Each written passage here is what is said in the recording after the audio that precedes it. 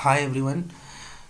आज की वीडियो में मैं आपके साथ डिस्कस करूंगा चैप्टर वेव ऑप्टिक्स के कुछ स्टार्टिंग के पॉइंट्स, स्टार्टिंग के टॉपिक्स। वेव फ्रंट में डिस्कस करूंगा, हाइगन्स प्रिंसिपल डिस्कस करूंगा और वेव थ्योरी से कैसे laws of reflection and diffraction को प्रूव किया जाता है इसके बारे में मैं डिस्कस करूंगा। So let's begin. देखो, तुमने वाटर में वेव्स को देखा होगा। सपोज कोई स्टोन को ड्रॉप किया जाता है वाटर में तो सर्कुलर वेव्स फॉर्म होती है। ऐसा क्यों होता है इसको हम समझने की कोशिश करते हैं। सपोज ये बोर्ड जो है, ये white board, this is like pond के टाइप से मान लो, और मान लो कि इस पॉइंट पर एक स्टोन को ड्रॉप किया जाता है तो द मोमेंट स्टोन जो है वाटर को टच करता है तो दिस इज़ हॉरिजॉन्टल। ये जो वाइट बोर्ड है ना तुम्हारा, एक हॉरिजॉन्टल पॉन्ड की तरह का है। ये जो पॉइंट में डॉट बनाया हूँ यहाँ पर स्टोन हिट किया है इस पॉन्ड के सरफेस को। तो द मोमेंट स्टोन वाटर के सरफेस को हिट करता है तो ये उस प्लेस पर, उस जगह पर एक डिस्टरबेंस क्रिएट करता है। और डिस्टरबेंस जो है सभी डायरेक्शन में वेव की स्पीड से, मान लो कि वेव की स्पीड v है, इतनी स्पीड से सभी डायरेक्शन में फैलेगा। तो ये इस डायरेक्शन में भी जाएगा, इस डायरेक्शन में भी जाएगा, किसी भी डायरेक्शन के साथ डिस्क्रिमिनेशन नहीं करेगा।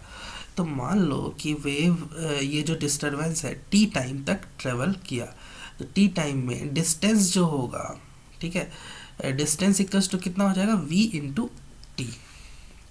इतना डिस्टेंस सभी डायरेक्शन में ट्रेवल करेगा। तो इतने लेंथ का तुम एक रेडियस मान लो, तो वेव्स जो है, डिस्टरबेंस जो है टी टाइम में कहाँ पे पहुंच जाएगा, इतने रेडियस का मतलब इतने डिस्टेंस का एक रेडियस के ऊपर पहुंच जाएगा। और डेट इज़ वाई तुमको एक रेडियस के ऊपर कुछ इस तरह से दिखेगा सभी डिस्टरबेंस, और डेट्स वाई तुमको एक सर्कुलर वेव्स दिखाई देता है। अब देखो, इस यहाँ पर जो ये सर्कल है, इस सर्कमफेरेंस के किसी भी पॉइंट को ले लो, all the points will be in same phase. इसकी खासियत ये होती है, ये जो सर्कल जो है जिसमें तुमको वेव दिखता है, तो इसमें all the points are having the same phase. ऐसा क्यों होता है तुम ही सोचो। डिस्टरबेंस अगर किसी एक पॉइंट पर मैक्सिमम पहुंचा है, फॉर एग्जांपल दिस पॉइंट पर 1 बोल दो इस पॉइंट को, और इसको 2 बोल दो। अगर 1 पर मैक्सिमम डिस्टरबेंस पहुंचा, मैक्सिमा, तो 2 पर मिनिमा क्यों पहुंचेगा, है ना, मैक्सिमा ही पहुंचेगा। क्योंकि वेव सिमेट्रिकली ये जो है ना एक सोर्स की तरह काम करता है। जिस पॉइंट पर एक्चुअली स्टोन टच किया है वाटर सरफेस को, वो एक सोर्स की तरह काम करता है। तो ऐसा डिस्क्रिमिनेशन क्यों करेगा कि एक जगह मैक्सिमा भेजेगा, एक जगह मिनिमा भेजेगा। in all the points on this circle will have same phase। तो यहाँ पर तुम बताओगे, है ना, इस सर्कमफेरेंस पर जो होता है फेज सेम होता है, सेम फेज। ऐसे पॉइंट्स के लोकस को हम बोलते हैं वेव फ्रंट। इसके और भी पॉइंट्स ले लो, 2, 3, 4, है ना। you will say, what you will say is phi 1 is equals to phi 2 is equals to phi 3 equals to 4। मैंने 4 पॉइंट्स लिया, तुम और भी पॉइंट्स ले सकते हो। ऐसे पॉइंट्स के लोकस को जो कि सेम फेज में होते हैं उनको हम बोलते हैं वेव फ्रंट। तो वेव फ्रंट हम किसको बोलेंगे, है ना, wave front is locus of, this is simply locus of points having same phase.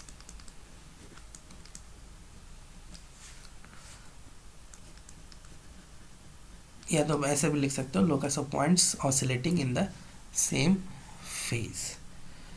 तो यहाँ तुमने देखा कि इट इज़ सर्कुलर। तो ये जो वाटर के केस में है ना, ये वाटर वेव्स, वाटर का केस था। तो यहाँ जो वेव्स तुमको दिख रहा है वो किस फॉर्म में दिखता है, सर्कुलर वेव्स। नॉर्मली क्या होता है, एक पॉइंट सोर्स की बात करते हैं, we talk about point source. जैसे एयर में मान लो रखा हुआ, यहाँ पे प्रॉब्लम ये था इस केस में, वाटर के केस में, कि वाटर के केस में प्रॉब्लम ये था कि देखो एक साइड तो वाटर है और उसके ऊपर क्या है, एयर है, तो मीडियम इज़ नॉट सिमेट्रिक। अगर मान लो कि एक पॉइंट सोर्स को तुम रखते हो एक सिमेट्रिकल मीडियम में, मीडियम कर दो सिमेट्रिकल, मान लो कि एयर पे तुमने एयर में एक पॉइंट सोर्स को रखा है, this is point source kept in air, यहाँ पर जो है ना मीडियम क्या है, AIR, एयर।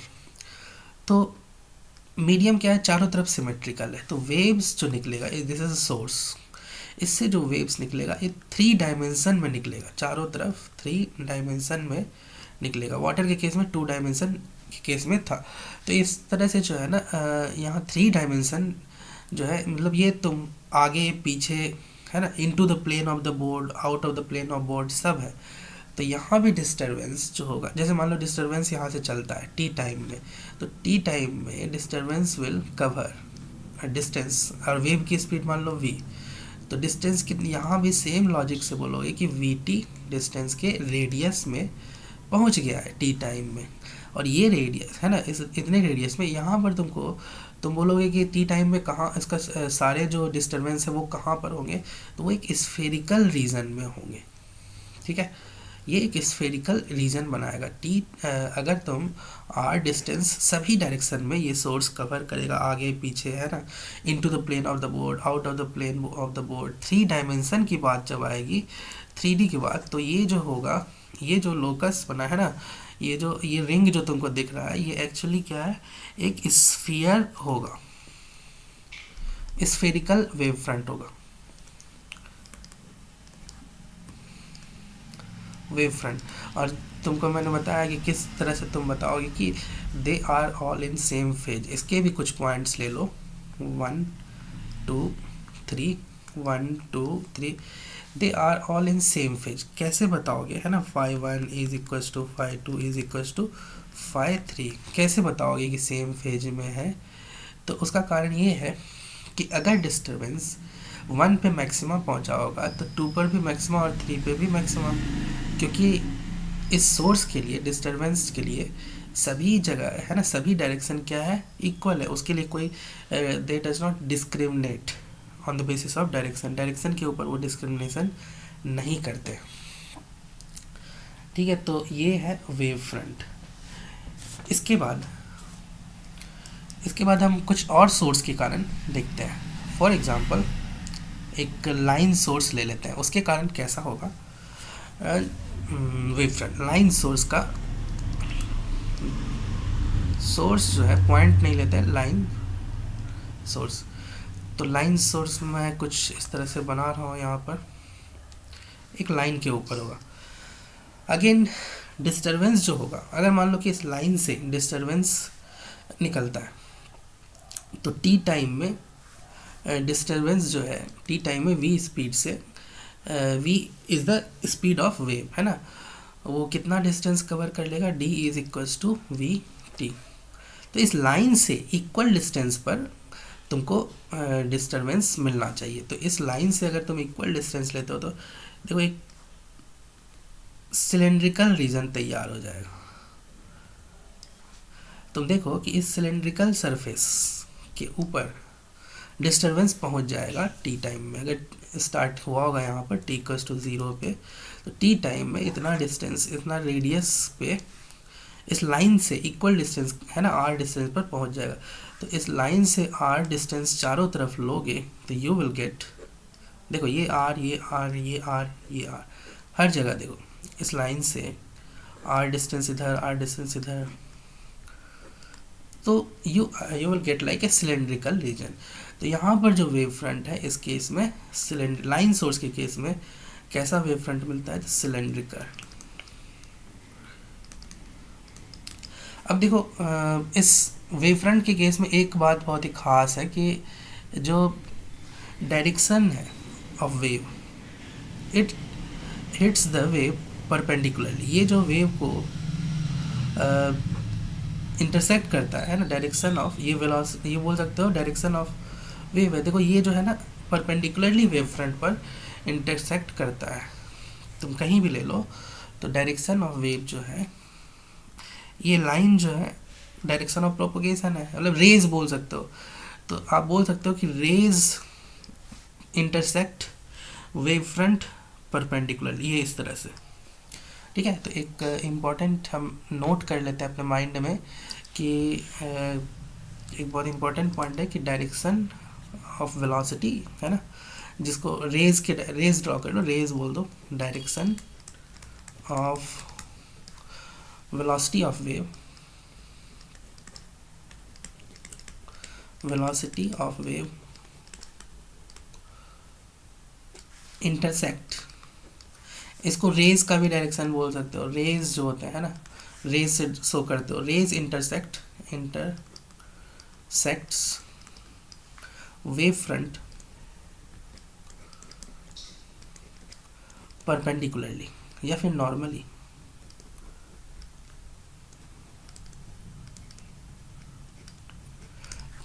ठीक है, तो इसके बाद मैं आपको देता हूँ कुछ पैरेलल रेस, ठीक है। हम केस कर रहे हैं पैरेलल रेस का, तो इसका वेवफ्रंट तुम शो कर दो। देखो you are given some parallel race,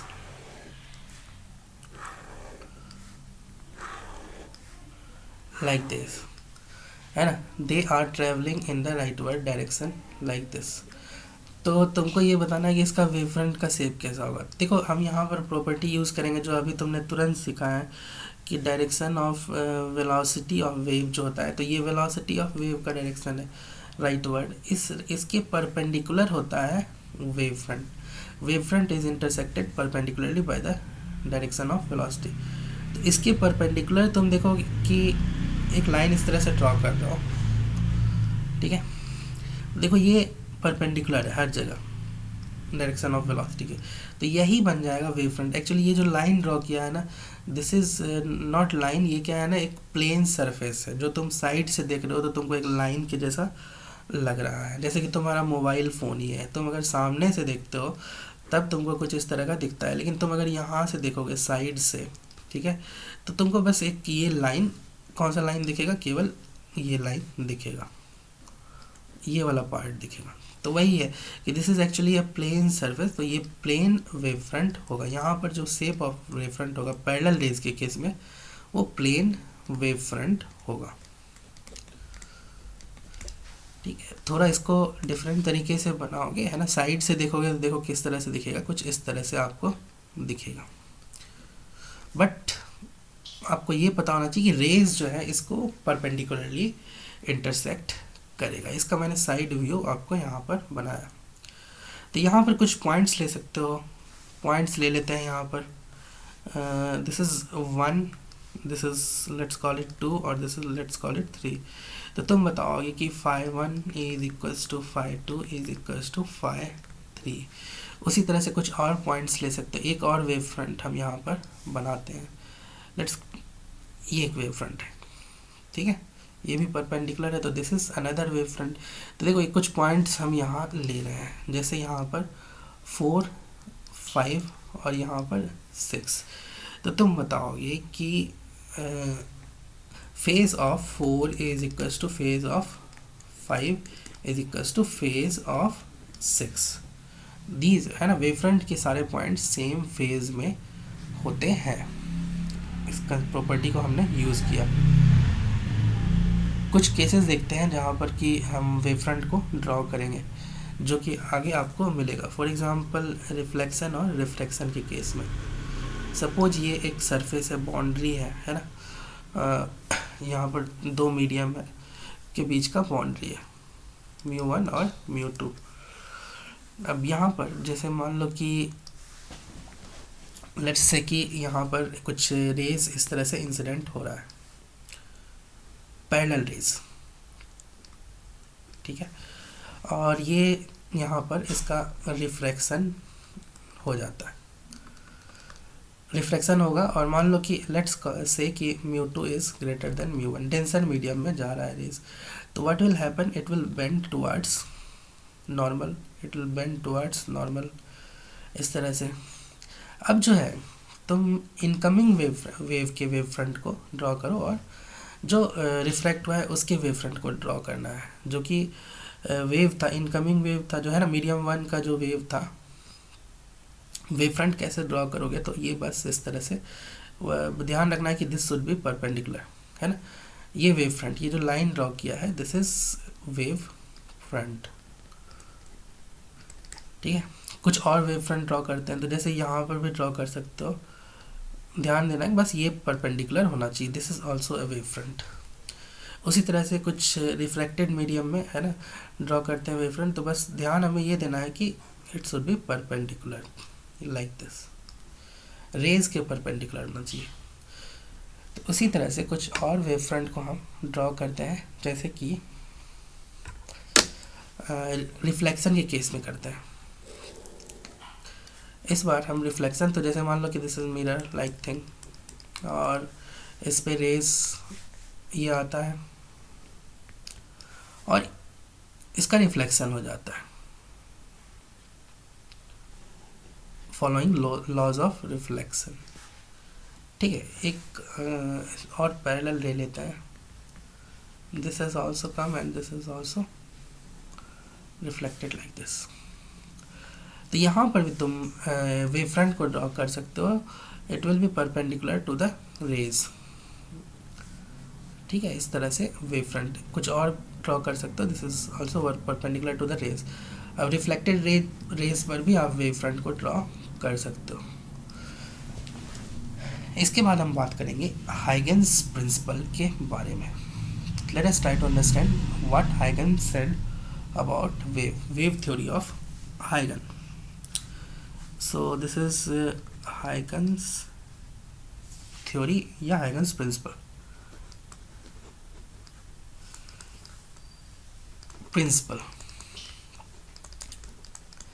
देखो, हाइगन ने ये बताया कि हाइगन ने बेसिकली उसका ये बोलना था कि अगर आपको वेव फ्रंट किसी टाइम पता है, suppose you know the shape of the wave front का शेप आपको किसी टाइम पर पता है, तो आप नेक्स्ट टाइम पर उसके शेप को प्रिडिक्ट कर सकते हो on the basis of Huygens principle. तो इसके लिए उसने क्या बताया, तो इसके लिए उसने थ्योरी बताई कि देखो, वेव फ्रंट का सभी पॉइंट जो होता है it can be treated like a source. Wave front के पॉइंट्स को आप पॉइंट सोर्स ट्रीट कर सकते हो। क्या बताया उसने कि points on the wave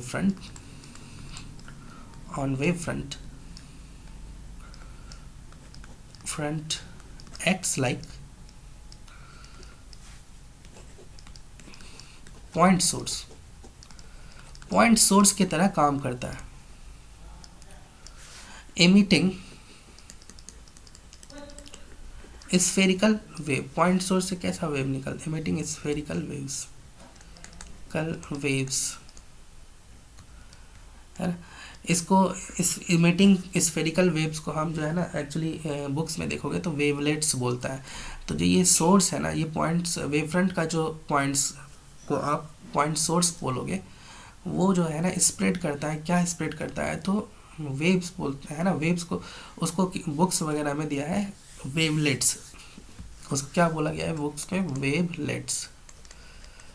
but आपको उस टर्म्स वगैरह में नहीं जाना है ना, आपको बस ये बोलना है कि पॉइंट सोर्स से स्फेरिकल वेव निकलेगा, और क्या है, कॉमन टेंजेंट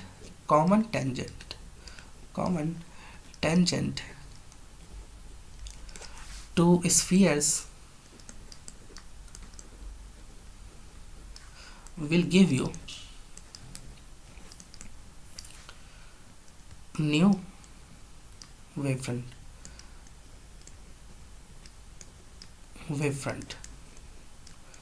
shape,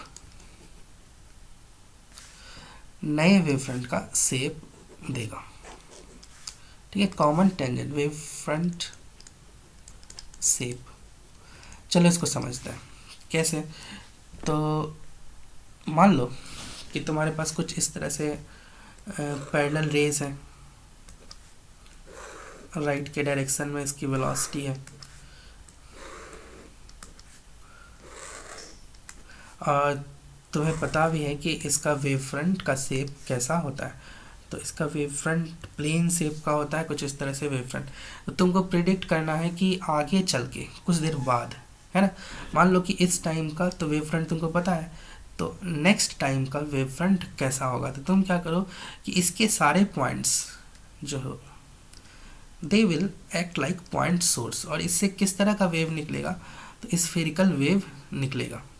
तो तुम उसको ड्रॉ कर लो, उस स्फेरिकल ड्रॉ वेव को, कुछ इस तरह से होगा। ठीक है, इससे भी कुछ इस तरह से स्फेरिकल वेव निकलेगा, इससे भी कुछ स्फेरिकल वेव इस तरह से निकलेगा, इससे भी कुछ स्फेरिकल वेव कुछ इस तरह से निकलेगा।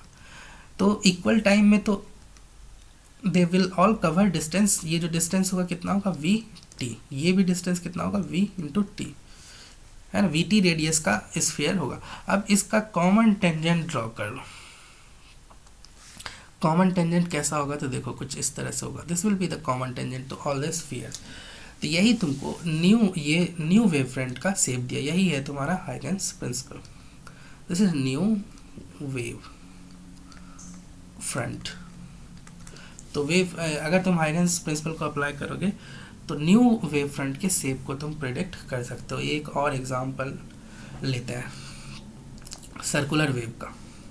तो सपोज कि यहाँ पर सर्कुलर वेव, एक पॉइंट सोर्स ले लो, पॉइंट सोर्स लोगे तो इससे मान सकते हो कि that is a circular wave like this. ठीक है, दिस इज सोर्स। तो अब तुमको इस wave front, this is nothing but wave front, तो तुमको नेक्स्ट टाइम का वेव फ्रंट प्रिडिक्ट करना है। तो तुम यहाँ के इसके पॉइंट्स को पॉइंट सोर्स ले सकते हो, वेव फ्रंट के पॉइंट्स को पॉइंट सोर्स ले सकते हो। इस तरह से पूरे वेव फ्रंट पर पॉइंट्स ले लो।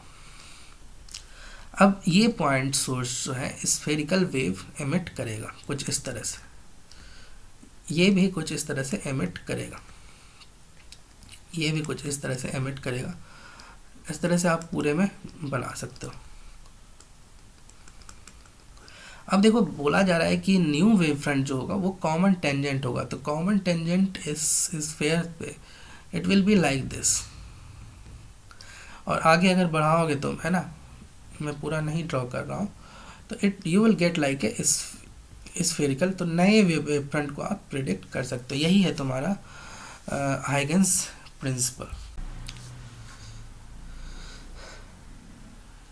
Let us now talk about laws of reflection and law of refraction. तो पहले हम बात करते हैं लॉ ऑफ रिफ्लेक्शन के बारे में। Law of reflection,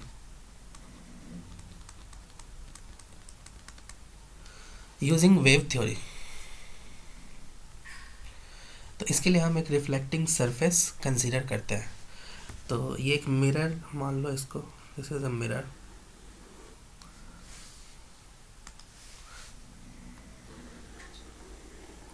this is a reflecting surface, और ये मान लो कि दिस इज मिरर। इस पे हम दो रेज को इंसिडेंट कराएंगे, दो इंसिडेंट रेज को कंसीडर करते हैं, एक ये और दूसरा इसके पैरेलल।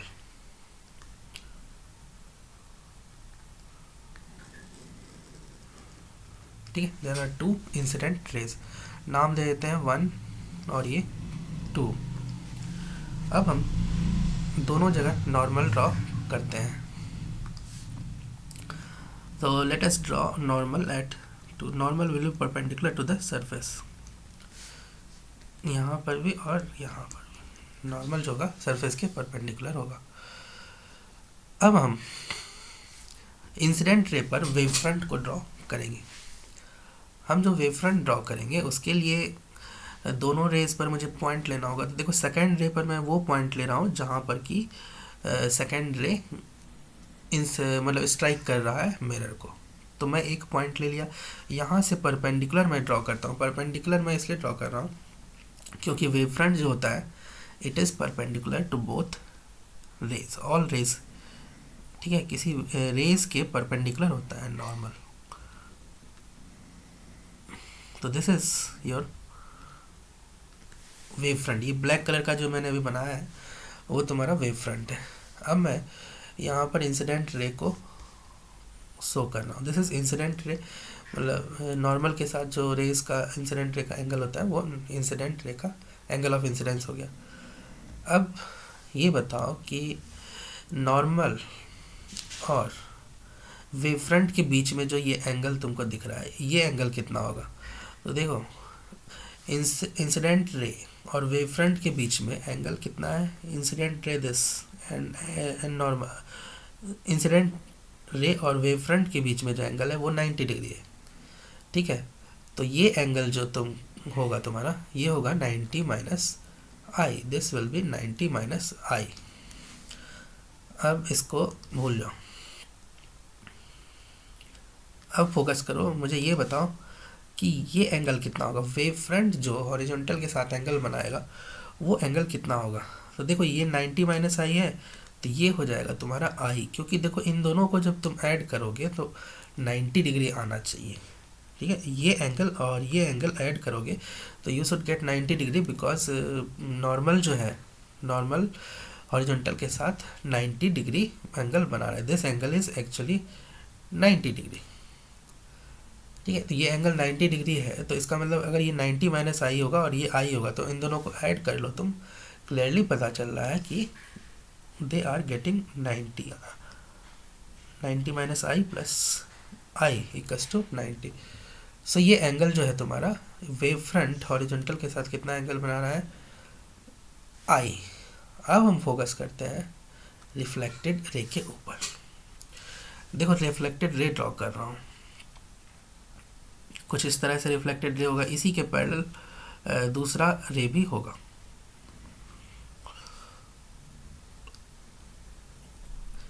ये होगा तुम्हारा रिफ्लेक्टेड रेस, ठीक है। अब एंगल ऑफ रिफ्लेक्शन कौन सा होगा, तो this will B angle of reflection, इसको मैं आर से डिनोट कर रहा हूँ। अब मैं रिफ्लेक्टेड रे के ऊपर वेव फ्रंट को ड्रॉ करना चाहता हूँ, तो उसके लिए मैं एक पॉइंट ले रहा हूँ ये, ठीक है। रिफ्लेक्टेड रे जहाँ पर ग्राउंड को मिरर को टच कर रहा है, यहाँ से मैं परपेंडिकुलर ड्रॉ कर देता हूँ लाइक दिस, ठीक है। तो ये परपेंडिकुलर ड्रॉ हो गया। तो आपको पता ही है कि वेव फ्रंट जो होता है रेज के परपेंडिकुलर होता है, तो ये रिफ्लेक्टेड रे का वेव फ्रंट हो गया जो ब्लैक कलर से मैंने शो किया। तो आपके पास इंसिडेंट रे का वेव फ्रंट है और रिफ्लेक्टेड रे का वेव फ्रंट है। देखो दोनों में चेंज हो गया है, टिल्ट में चेंज हो गया है ना, दोनों का टिल्ट अलग अलग है, और डेट इज़ वाई जो है दोनों के डायरेक्शन चेंज होता है, क्योंकि तुमको पता है कि डायरेक्शन ऑफ प्रोपोगेशन जो होता है ना, रेज वो वेव फ्रंट के परपेंडिकुलर जाता है। तो जैसे इंसिडेंट वेव किस डायरेक्शन में जा रहा है, इधर, और रिफ्लेक्टेड रे किस डायरेक्शन में जा रहा है, इस तरह, इसलिए जो है डायरेक्शन में चेंज होता है। अब ये बताओ कि नॉर्मल, ये नॉर्मल और वेव फ्रंट के बीच का एंगल कितना होगा, this angle, what will be this angle. तो देखो तुमको पता ही है प्रॉपर्टी की रेज, तो रिफ्लेक्टेड रे ये है और वेव फ्रंट दोनों के बीच में टोटल एंगल कितना होना चाहिए, 90 डिग्री।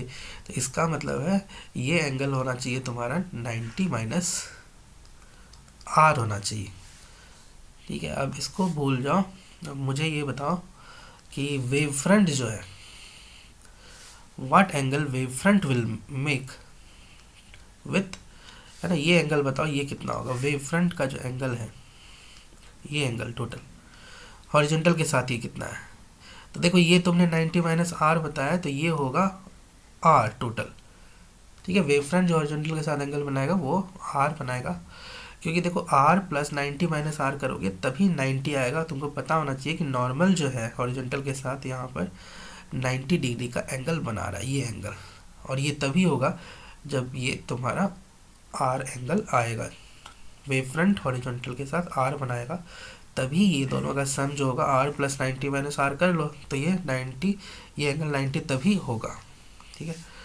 तो अब हम मेन मुद्दे पर आते हैं कि हमें प्रूफ करना है लॉज ऑफ रिफ्लेक्शन। देखो यहाँ पर सोर्स कंसीडर कर लो, तुमको पता है हाइगन्स प्रिंसिपल से वेव फ्रंट के पॉइंट्स को सोर्स कंसीडर किया जाता है। इसको बोल दो S1 और इसको बोल दो S2 बोल दो, सेकेंड रे का जो पॉइंट जहाँ पर कि वो स्ट्राइक कर रहा है मिरर को, उसको बोल दो तुम, इस पॉइंट को बोल दो S2। दो सोर्स लिए। देखो एक्चुअली क्या है ना, यहाँ पर बीम है 1 और 2 के बीच में there are so many rays, तो हमने बस आउटर रेज को यहाँ पर शो किया है। इसके बीच में तुम चाहो तो और भी रेज को इस तरह से एज्यूम कर सकते हो। There are so many rays you can assume. तो हम सारे रे को दिखा नहीं सकते हैं, उससे और कन्फ्यूज़न होगा, तो इसलिए हमने ना 2 रेज को यहाँ पर शो किया है। तो यहाँ पर एक और सोर्स बीच में कंसीडर कर लेते हैं, ठीक है। तो एक्चुअली इसको हम S3 बोलते हैं। बीच में एक और सोर्स को कंसीडर करते हैं, यहाँ पर हम let us call it S2 और इसको हम बोलते हैं S3। सेकेंड रे का वो पॉइंट जो कि मिरर को टच कर रहा है, वहाँ पर जो सोर्स लेना है S3 बोलते हैं। तो देखो हुआ क्या है, S1 पहुँच गया है यहाँ पर, S1 यहाँ पहुँच गया है और इसको हम बोलते हैं S1 डैश। S3 पहुँच गया है यहाँ पर, S3 यहाँ पहुँच गया है इस पॉइंट पर और इसको हम बोलते हैं S3 डैश।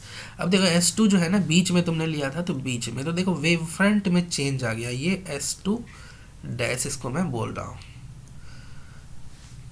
ठीक है। तो इस तरह से यहाँ पर ना थोड़ा सा इसको जो अननेसेसरी की चीज़ है उसको थोड़ा डिलीट कर देता हूँ।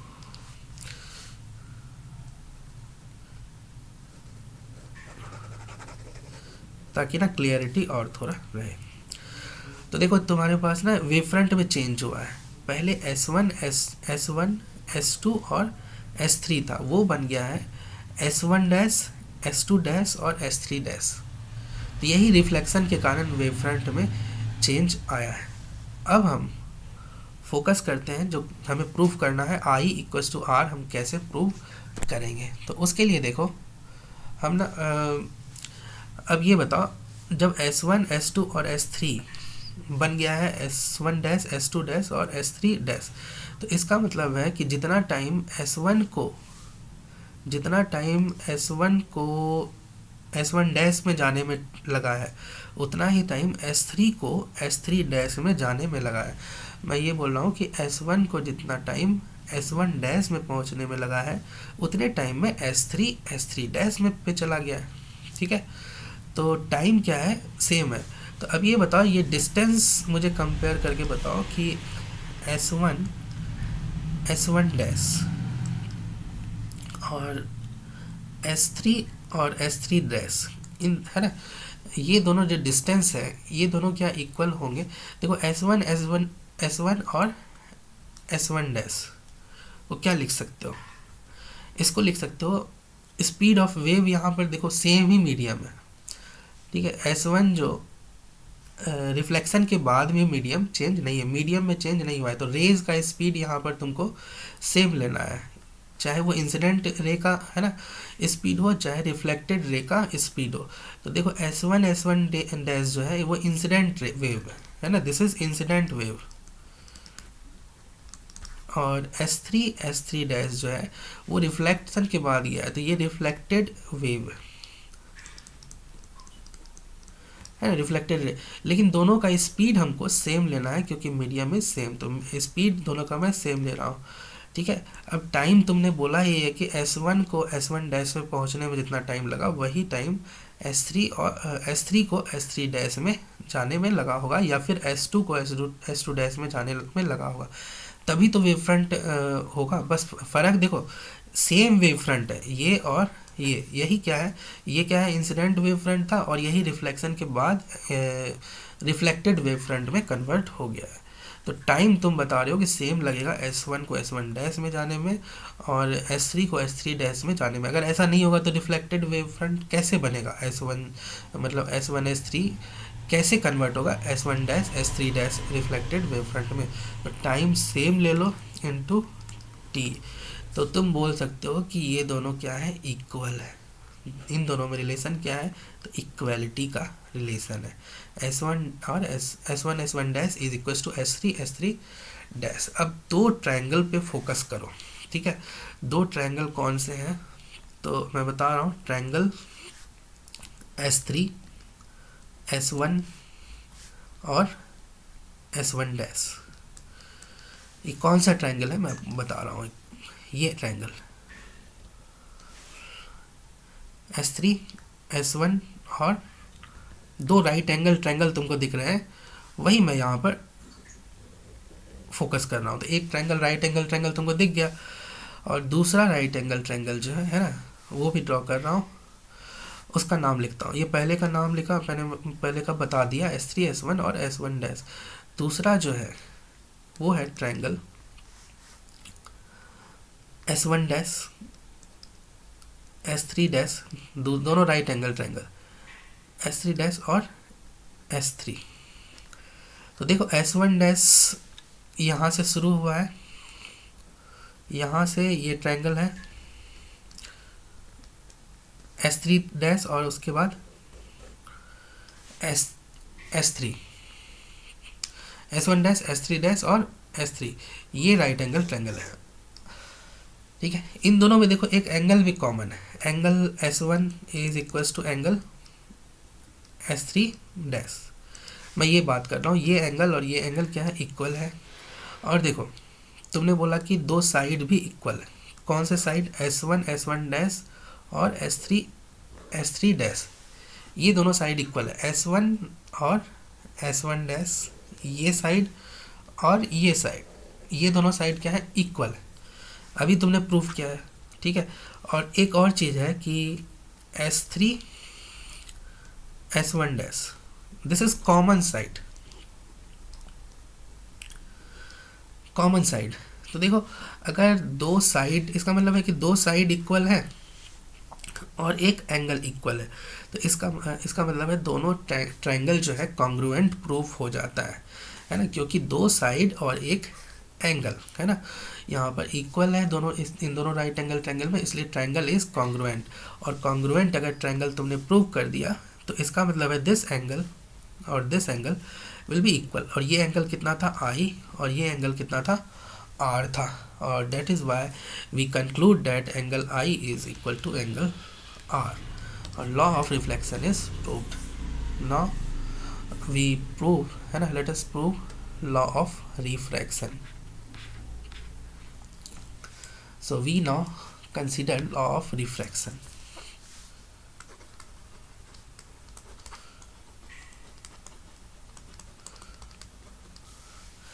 इसके लिए हम एक रिफ्रैक्टिंग सरफेस ले लेंगे। Let us take a refracting surface. इधर मीडियम μ1 मान लेते हैं एक साइड, इंसिडेंट साइड, और दूसरे साइड रिफ्रैक्टेड मीडियम μ2 मान लेते हैं। और दो रेज कंसीडर करेंगे हम, दो incident rays. Let us consider two incident rays like this, two parallel incident rays.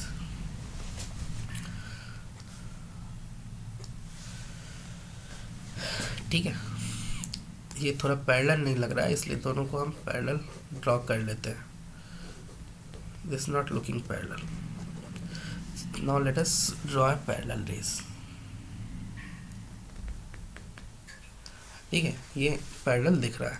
Let us call is 1 और इसको बोल देते हैं 2। अब हम क्या करेंगे, देखो यहाँ पर नॉर्मल को ड्रॉ करते हैं। सरफेस पर वी मस्ट ड्रॉ नॉर्मल, तभी पता चलेगा कि किधर जा रहा है। यहाँ पर हम एक और एजम्पशन को लेंगे। एजम्पशन क्या होगा कि let us assume μ2 is greater than μ1, मतलब ray is entering into a denser medium from rare medium, है ना, μ1 रेयर है और μ2 इज डेंसर। तो ray will bend towards the normal. देखो ये एंगल जो है, एंगल I है, ठीक है, it will bend towards normal. Why, because आपने कंसीडर किया कि medium is, it is entering into denser medium. तो इसी के है ना, दोनों रिफ्लेक्टेड रे को भी पैरेलल, रिफ्रैक्टेड रे को भी पैरेलल होना चाहिए। ठीक है, अब हम क्या करेंगे, तो आपने रिफ्रैक्टेड रे को भी दिखा दिया। अब हम यहाँ पर नॉर्मल को ड्रॉ करेंगे, नॉर्मल नहीं, वेव फ्रंट ड्रॉ करेंगे। इंसिडेंट पहले हम इंसिडेंट वेव पर, है ना, नॉर्मल को इंसिडेंट वेव पर वेव फ्रंट को ड्रॉ करेंगे। इंसिडेंट रे पर वेव फ्रंट को ड्रॉ करने के लिए हमें पता है वेव फ्रंट की प्रॉपर्टी कि रेज पर परपेंडिकुलर होता है। तो एक पॉइंट मैं ले रहा हूँ, ये फर्स्ट रे का ये पॉइंट लिया, यहाँ से मैं परपेंडिकुलर ड्रॉ कर दूंगा सेकेंड रे पर। इसका मतलब ये वेव फ्रंट हो गया, ये ब्लैक कलर से जो मैंने ड्रॉ किया है ये वेव फ्रंट हो गया। अब देखो मैं रिफ्रैक्टेड रे का भी वेव फ्रंट ड्रॉ करने वाला हूँ। उसके लिए मैं सेकेंड रे का ये पॉइंट लेता हूँ और जो कि रिफ्रैक्ट हो गया है, और यहाँ से मैं नॉर्मल ड्रॉ कर दूंगा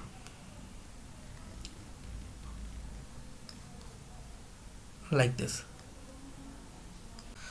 अब ये बताओ कि वेव फ्रंट और नॉर्मल के बीच में एंगल कितना होगा।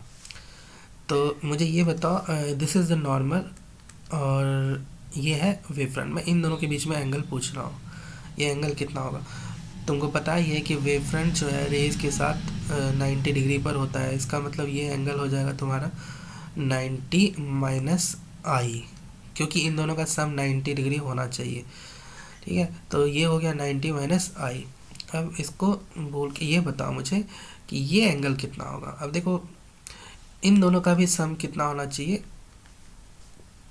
इन दोनों का, ये एंगल और ये एंगल, इन दोनों का सम भी कितना होना चाहिए, 90 डिग्री होना चाहिए। और डेट इज़ वाई ये एंगल हो जाएगा तुम्हारा आई, क्योंकि देखो ये 90 माइनस आई है और ये आई है।